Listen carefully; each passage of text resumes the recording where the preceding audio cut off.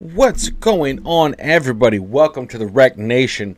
Listen, guys, right now we are checking out something that I just kind of... This channel is going to be part, comments, and part I just see interesting stuff, right? And I'm just going to click the camera on and we're going to watch it together for the first time. This is from the Infographics show. This is Weird Weapons of the Vietnam War. I'm here for it. I know that the Vietnam War was like all guerrilla tactics and like they're just some weird shit that they did. Like some necessary, crude, insanely effective stuff that they implemented out there. At least the Viet Cong did, because if anyone knows, booby traps are usually set up by the US's opposition, be it IEDs or whatnots. So let's check this out. I'm interested. I really don't know too much about this kind of stuff, except for the current sorts of booby traps. So let's see. Let's find out. Let's learn together. Here we go. Ready? 3, 2, 1. Let's go. Fatal flags, lethal lighters, and both sides even finding a way to use poop as a weapon. Both sides? Well, that's just plain gross. These are some of the weirdest weapons created and deployed during the Vietnam War, including more than a few that you may never have even heard of. Starting out, let's take a look at the unconventional arsenal of weapons that the Viet Cong were able to get their hands on during the conflict. Actually, most of the actual firearms used by infantry were weird in a particularly interesting way, in that they directly linked to the why the Vietnam War was actually being fought in the first place. You see, most of the weapons, equipment, and even the uniforms worn by some of the members of the Viet Cong and the North Vietnamese Army were provided directly by the Soviet Union and China. Interesting. This included the so-called peasant's rifle, which any gun enthusiast will immediately recognize as the infamous AK-47. It was the ties between North Vietnam and their allies in the Soviet Union that not only gave them access to weapons, but also prompted the US's involvement in the war. The AK-47 was only one of the guns provided by the Soviets to their respective allies in Vietnam. It couldn't quite hold a candle to the US's rifle of choice, the M16, with the AK being shorter, heavier, and having a lower rate of fire of around 600 rounds per minute, but the AK-47 was durable and built to last, which is why you still see so many of them in the hands of various armed forces, both military or otherwise, across the world. The infantry also had access to the DP 7.62mm light machine gun. Yeah, it's just a tried and true workhorse. The AK-47 has been battle tested, battle approved for at this point eons, it seems. The Soviet equivalent of the US M60 machine gun, the DP 7.62 is nuts. Carbine, similar to the American-made M1 carbine. But in addition to the arms provided by China and the Soviet Union, the Vietnamese Communist forces also knew how to get creative when it came to firepower. A lot of these more standard issue weapons were provided to the North Vietnamese Army or the People's Army of Vietnam, along with the military issued uniforms. Meanwhile, the Viet Cong, being an insurgency force, fought in peasant clothing so they could easily blend in with the population of South Vietnam and ambush American forces. While the Viet Cong usually armed themselves with stolen arms from the US soldiers, they also had a penchant for creating their own crudely made imitation guns out of whatever they could find. By using any materials that they could scrounge together, the Viet Cong could craft knockoff versions of American-made guns, like the Thompson machine gun or the aforementioned M1 carbine rifle. They gathered old pipes, door hinges, lock mechanisms, wires, any scraps of copper, steel, or brass they could find, nails, aluminum salvaged straight from downed aircraft, and even ordnance and bullet casings that were already spent. Any broken guns could be repaired, repurposed, or even rechambered in a different caliber. With all these improvised weapons being constructed using simple hand tools in camouflaged huts hidden in the jungle. It's hard to deny the Viet Cong's ingenuity in making guns out of literal scraps, even if these weapons might not have been up to scratch when it came to continuous battlefield use. The homemade guns included a number of single-shot pistols and rifles made from water pipes that could potentially fall apart after only firing a few rounds. But these cruder weapons only needed to be functional enough to kill a single person, allowing a Viet Cong troop to steal a more modern weapon dropped by an enemy combatant. When you're an insurgency force trying to fend off a highly organized military, you'll take every advantage you can get. The Viet Cong proved themselves to be masters at doing exactly that, able to use their environment not just to conceal and camouflage themselves from American forces, but even using the local wildlife as weapons. What? That's right, the United States Army might have had their AH-1 Cobra attack helicopter, but the Viet Cong had Vipers.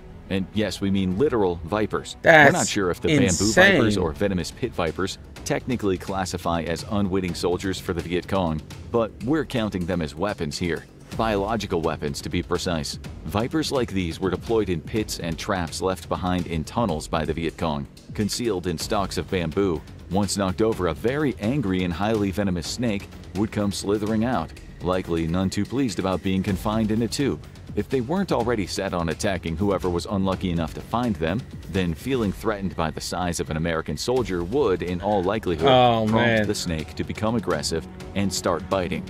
Pit vipers were also hidden in bags belonging to Viet Cong soldiers in order to attack anyone who searched through their belongings. Other times, the snakes were tied to tree branches and left to dangle at face height. As cruel as that sounds to the poor, scaly soldiers, that was the intention. Because after a few days without food or freedom of movement, one of those vipers would be angry enough to lash out and bite anything within range. That's crazy. The face. Could you? I couldn't imagine. I mean, I get it. Like, that's nuts, though. Dangling pit vipers. Who's catching all these things, man? Goodness, who's catching the pit vipers? And tying a snake to a tree? That sounds crazy. No, that is crazy. Granted, you'll do whatever it takes if you're against the might of a organized military. That's for damn sure. But just dangling pit vipers after catching them? The guy caught it. That's insane. Not a lot of people can just go up and catch a pit viper, let alone, now let me go tie this to a tree. How many people died doing that?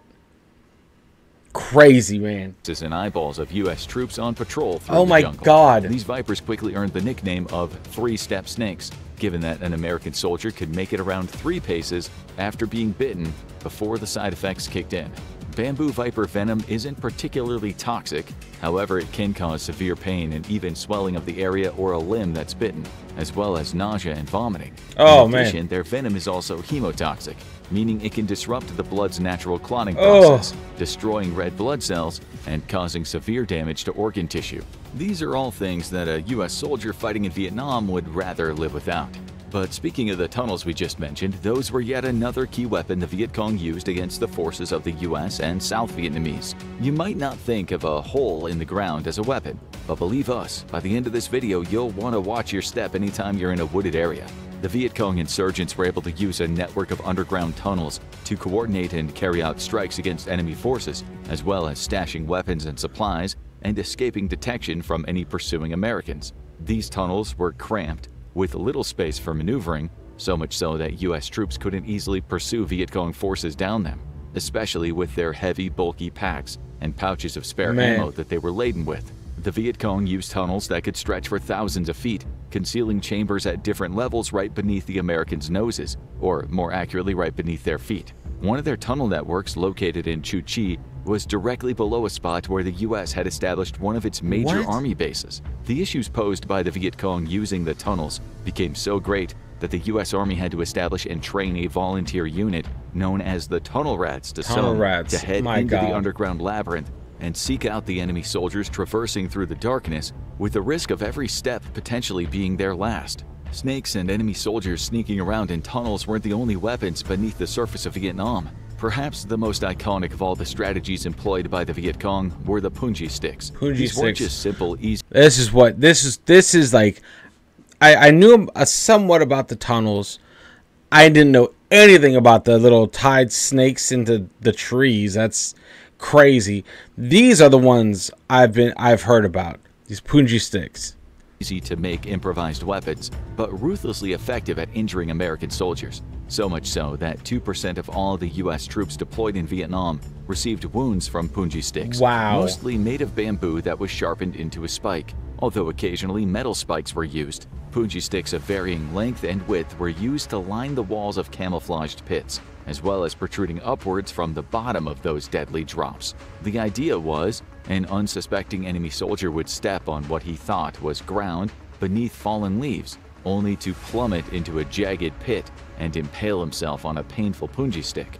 Leaving the killing of someone up to gravity and some spiky sticks doesn't seem like the best way to ensure your enemy incurs heavy casualties. But what's both weird and interesting about punji sticks is they weren't intended to kill, only cause severe injuries. Many soldiers unlucky enough to fall into the pit of those sharpened sticks would be skewered through the leg, slowing down them and their whole unit as efforts were made to rescue the injured. Those who fell prey to the punji sticks could consider themselves lucky if they were only wounded by a sharp point.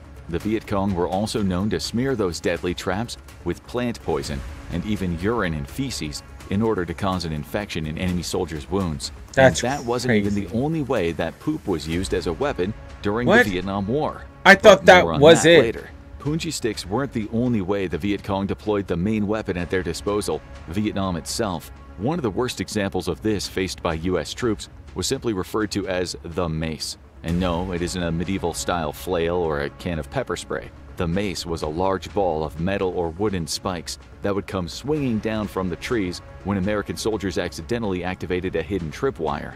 The mace would then either impale any troops in its path as it swung toward them or shatter bones upon direct impact. Oh my Traps God. were some of the most widely used weapons by the Viet Cong, given that their insurgents were under-equipped to take on the Americans in an all-out display of brute military force. Similar to the mace were the tiger traps, which unlike the snake pits, didn't involve conscripting any local wildlife into fighting alongside them, although admittedly the mental image of someone riding an actual tiger into battle That's pretty nuts. an AK-47 is pretty cool. Tiger traps consisted of boards that were studded with a series of spikes and barbed wire, and then weighted with bricks. When a tripwire was activated, those traps would drop downward, impaling whoever stood directly below. And if you were unlucky enough to survive, you'd had some pretty nasty stripes left from all the tiger traps' barbed wire.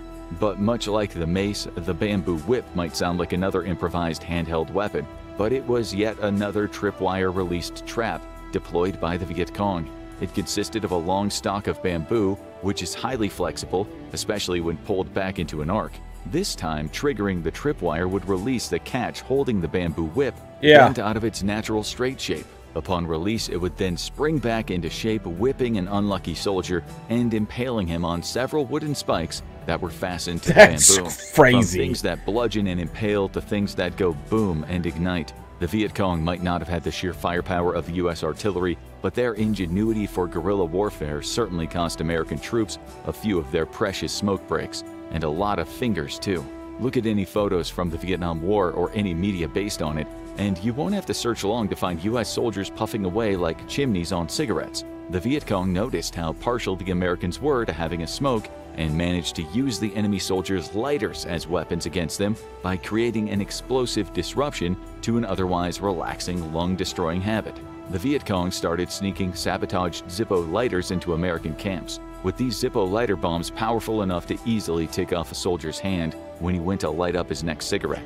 Worst of all, those sabotaged lighters were virtually indistinguishable from any of the ordinary functioning lighters that U.S. soldiers regularly used, making it a gamble if someone's next cigarette might end up being his last. Well, they do say that smoking kills. Lighters were far from the only commonplace battlefield items that the Viet Cong repurposed to fight against the U.S. either. Many of their own belongings were trapped, designed to catch out any Americans who searched their bags, like with the hidden pit vipers we mentioned earlier. But they also managed to turn their own flags into deadly weapons too. Many areas controlled by the North Vietnamese Army or the Viet Cong flew flags that differed from that of South Vietnam. And of course, the American flag, which U.S. troops love plastering in places they've captured. Taking down the flag of enemy forces is considered a pretty powerful symbolic action on any battlefield, and the Viet Cong made sure that they left behind a deadly surprise for anyone who drove them out of a location where their flag was flying. Imagine American troops, after a long and intense firefight against the Viet Cong, managing to drive them out of a village. The enemy's on the run, and the engagement seems to be over. A wave of relief sweeps over the soldiers. Right in the center of the village is the Viet Cong flag, and an American GI rushes over to take it down, expecting to raise the stars and stripes in its place, only to be met with the metallic click of a grenade pin being pulled. Too late, he realizes that he's sealed his own fate, and with a boom, a flag trap has been detonated. Whether they consisted of a grenade tied to the rope used to raise and lower the flag, or a landmine at the base of the flagpole, often traps like these were designed to draw other enemy troops in only to catch them in the blast of a secondary explosive, turning one casualty into several, killing or maiming several. Even though the terrain of Vietnam wasn't exactly the ideal conditions for driving. They were on some pro level stuff, man. Can you imagine? It, like the thought process of a secondary explosive device trigger, like, and that's the difference. That's the, you know, you booby trap the flag, but around the flag you have a landmine too. So the grenade sets off and maims the people that are taking down the flag. Okay, then as protocol, the Americans will come in and try to drag the injured to help, only to step on let's say a freaking anti-personnel mine, and there it goes. There's four people injured, taken out of the fight. Crazy, man. The U.S. military deployed a great deal of tanks, armored personnel carriers, and other heavy vehicles supporting infantry forces with increased firepower and protection. But as you probably guessed by now, the Viet Cong had their own special way of dealing with these armored vehicles. While shoulder-fired SA-7 Grail missiles were used against the American aircraft that conducted bombing raids over North Vietnam, the Viet Cong had their own weapon for combating tanks and other ground-based vehicles, commonly referred to as simply tank traps. Consisting of a bouquet of grenades attached to a rope, these would be suspended around 15 feet off the ground, connected to a tripwire. This was intentionally set high enough that only something heavy, we're talking tank heavy, could set them off, ensuring that these traps weren't wasted on U.S. soldiers or accidentally activated by wild animals. The 15-foot gap between the falling grenades and the tanks below was intentional too. It meant that a vehicle activating the tripwire would be caught directly beneath the blast when the grenades detonated. But of course, the American forces in Vietnam had plenty of weird weapons of their own, including bullets. Might seem like an obvious one when you're fighting a war, but these weren't the US bullets, they were the enemy's bullets. Let us explain. Project Eldest Son was a mission with one purpose: to sabotage the Viet Cong's ammunition. Using your own ammo against an enemy is tried and tested, but why not turn their bullets against them?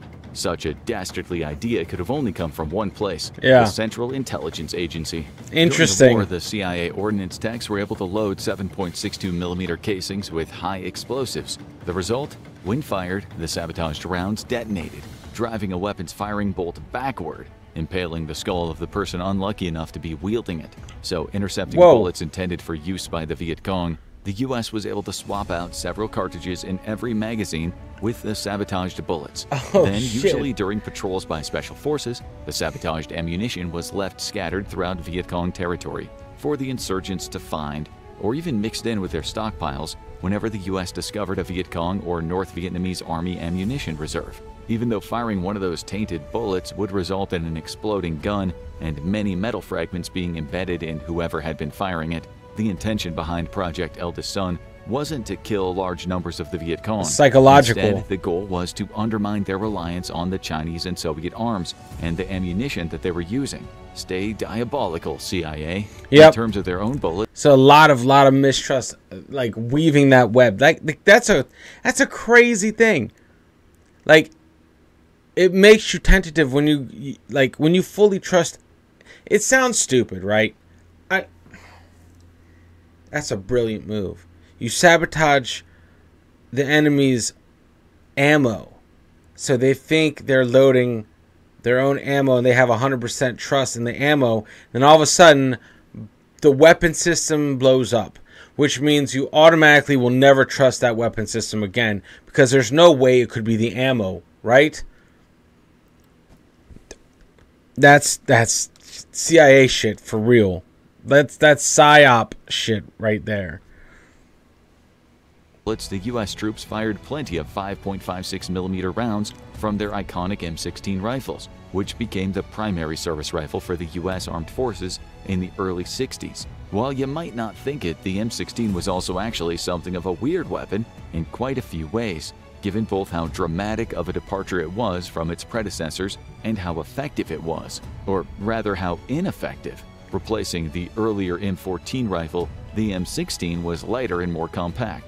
thanks in part to being constructed from lightweight materials. You see, the M14 and other rifles that had dominated warfare since the days of the humble musket to the trench rifles of the First and Second World Wars had largely been constructed from wood. What set these shiny new M16s apart was that they'd been made out of steel, plastic, and aluminum alloys, making them both visually distinct from previous service rifles and functionally a completely different beast. Loaded with 5.56mm rounds, the M16 could fire single shots, be set to fully automatic, or even a burst of 3 rounds. The lightweight and compact nature of the weapon meant the soldier wasn't over-encumbered with a heavy rifle and could instead use their strength to carry extra magazines. However, the M16 quickly developed a reputation for being, well, unreliable, to say the least. Misfires, jams, and other malfunctions led to the weapon's earliest users having more than a little disdain for their shiny new toys. This ultimately led to the weapon being redesigned in 1966 to perform better in the wet jungle conditions faced by the infantry in Vietnam. This new updated version, the M16A1, replaced the M16 and went on to become one of the weapons most commonly associated with the Vietnam War. Still, say what you will about the AK-47, but those were built to last, a trait not shared by the early M16. But America's arguably superior fire took on forms that were stranger than the M16 during the course of the Vietnam War. The nature of the asymmetric conflict against the Viet Cong, as well as their enemy's own ingenuity for creating weapons and traps, forced the US to employ their own brand of creativity when it came to making the tools of war. This meant developing specialized weapons that were tailor-made for specific scenarios on the battlefield. One of these was the Silent Sniper Rifle, an odd-looking, bulky weapon designed to take out an enemy combatant without making a sound. Now, every real-life gun nut has made a video about how silencers or suppressors for firearms work, and that they don't actually make a weapon silent, as you might see in a movie or video games. However, what set this particular sniper rifle apart was that while it may not have been outright silent, it did make significantly less noise than other weapons of the same size and function.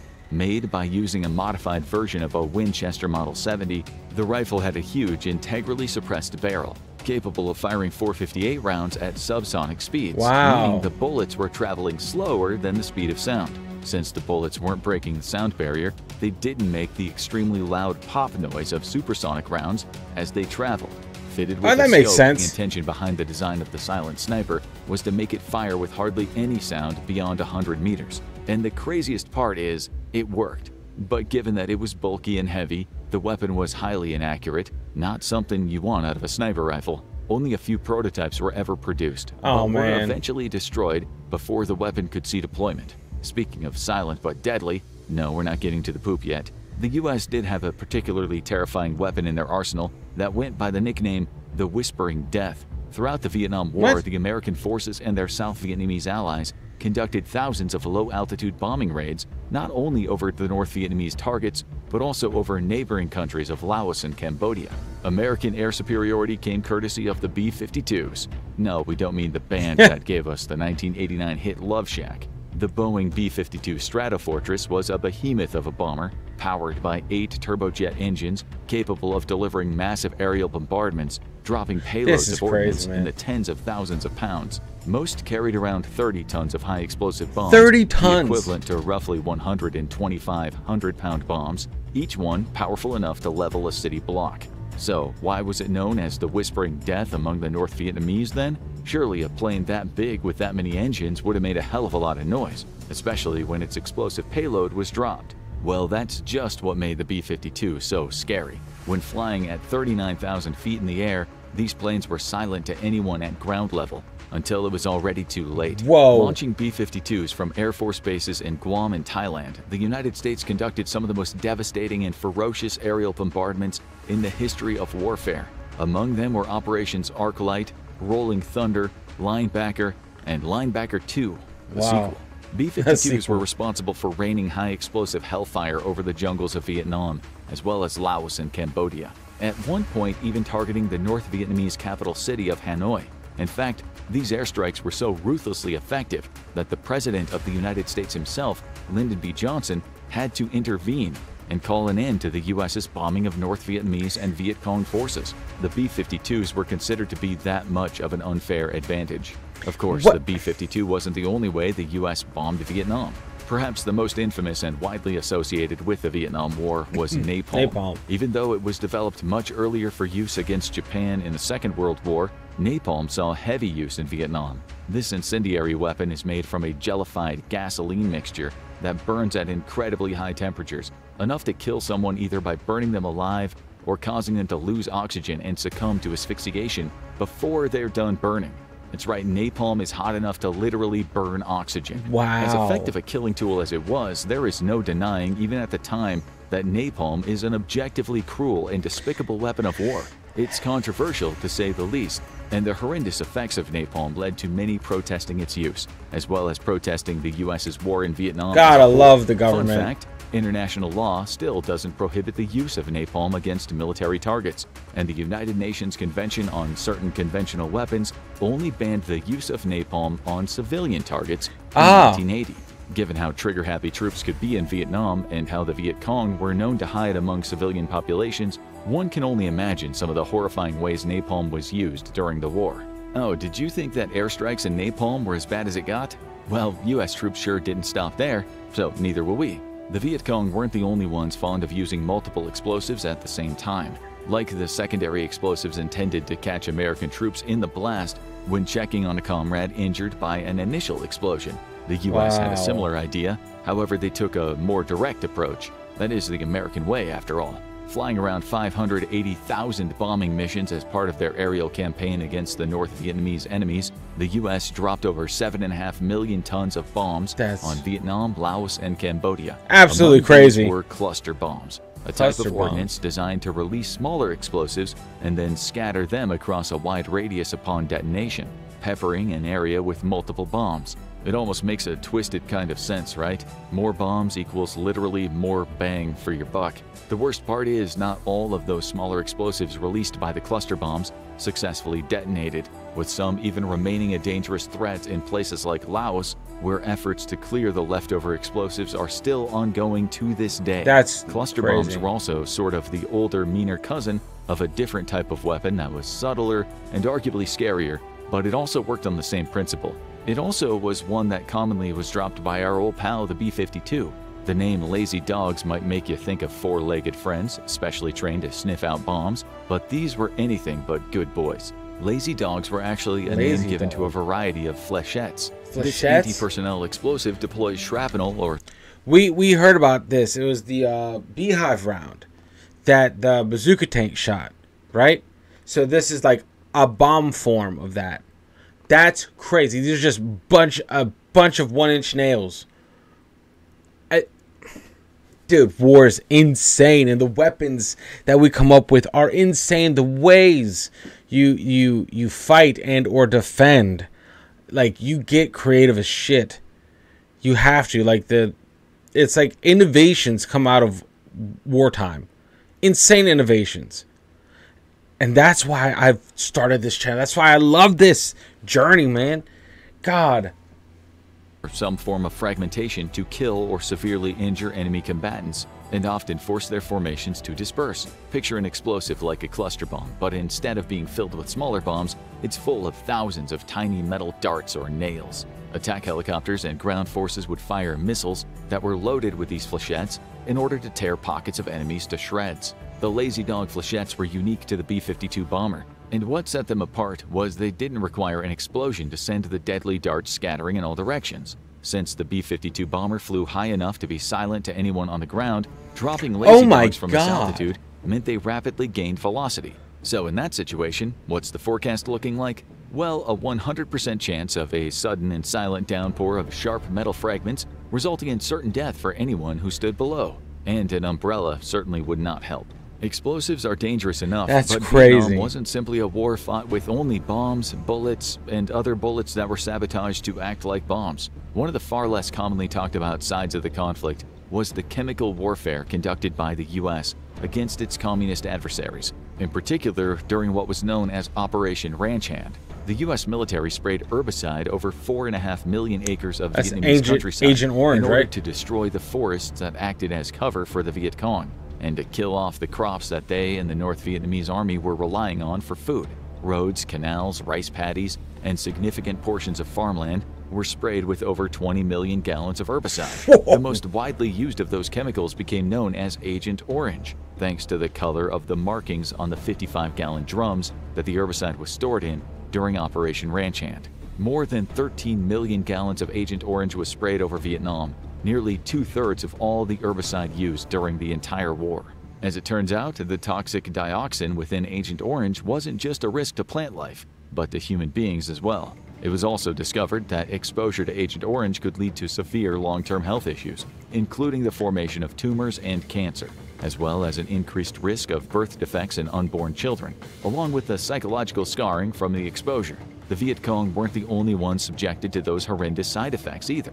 A large portion of the non-combatant civilian population of Vietnam, including the U.S.'s own allies in the South, were affected, as were many returning U.S. service members and their families. Once it became apparent that Agent Orange was far better at giving people cancer than revealing hidden combatants, the USA was forced to change its tactics when it came to detecting enemies. Tracking the movements of the North Vietnamese Army and the Viet Cong in areas like the Ho Chi Minh Trail, as well as the groups that were hiding out in the South Vietnamese jungles, became the job of the people sniffers. While that might sound like an act of public indecency and invasion of personal space, during the Vietnam War, they were one of the key ways that the United States figured out where exactly their adversaries were hiding. What? Developed by General Electric, people sniffers were mobile cloud chambers that could detect ammonia commonly found in human sweat. That's right, these devices were sweat detectors. It's not hard to see how they gained their nickname, officially referred to as the XM2 and XM3 personnel detector. I've never heard about that. That's terrifying. Oh my god. That's then. That's then, dude. That's crazy. The former version was carried in backpacks by infantry, while the XM3, on the other hand, was mainly used on helicopters. You could use it in an in a helicopter? Often hated doing so. The problem with the device that sniffs out human sweat is that all humans sweat, meaning the people sniffers would often detect U.S. soldiers' sweat as well as their enemies. Plus, they were very bulky and noisy, which made it hard to ambush any hiding Viet Cong who'd likely heard the Americans coming. It didn't take long for the Viet Cong to figure out how the Americans' people sniffers worked and then just come up with a way to trick those sweat-detecting devices. You see, ammonia isn't just present in sweat, but also in another human body fluid. Before long, buckets of urine were being left out as decoys for the people sniffers. And yes, that wouldn't be the first or the last time that the human leftovers would be used as a weird weapon during the Vietnam War. We've already talked about how the Viet Cong's punji sticks were often smeared with feces to give an unlucky U.S. soldier a bacterial infection. But the American forces also found a way to deploy poop themselves. Another way they attempted to track the movement of enemy Vietnamese forces along the Ho Chi Minh Trail was to place sensors along the routes that they suspected were being used to transport men and munitions. However, these would be easily discovered and destroyed. So, to camouflage those sensors, the U.S. developed, yeah, you guessed it, a radio beacon that was shaped like poop. The United States Air Force would drop those undignified dookie detectors from the air. Those technology-concealing turds would then detect any movement along the trail at night and relay it via a radio signal. Thanks to their disgusting disguise, the Viet Cong and the North Vietnamese Army soldiers thought better than pick up what they thought to be perfectly innocent excrement, unaware the U.S. was using the poop to listen in on their movements. Now check out why Vietnam War tunnel rat job was so deadly. If you guys want the tunnel rat one, please let me know. Guys, thank you so much. Listen, this is going out to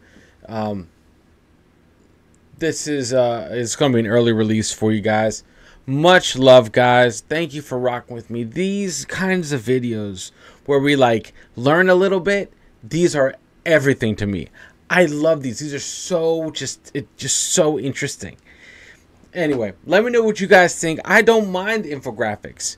You know, I don't mind these not, I wouldn't say cartoonish ones, but like they're a little bit smaller, a little bit shorter, because a lot of stuff on the channel, like let's say, you know, we had the SAS one on the channel that was like a 2-part, that was like 20 something minutes. There's like full documentaries, full movies about this stuff. So, you know, I will if you guys say there's better documentaries, better things, I have to carve out time to get to those, which I'm fine with. As long as you guys are there and show interest in pursuing said topic, I'll be there for it. But anyway, I think maybe we'll get to why Vietnam War tunnel rat job was so deadly. We already basically touched on that. But, I mean, why not? I'll check it out. Anyway, guys, listen, thank you for rocking with me. Thank you for rocking with the channel. All you channel members out there, man, you guys are legends. Thank you so much for your continued memberships. You guys are amazing. So, until the next video, make sure you unplug and do something legendary. Later, guys.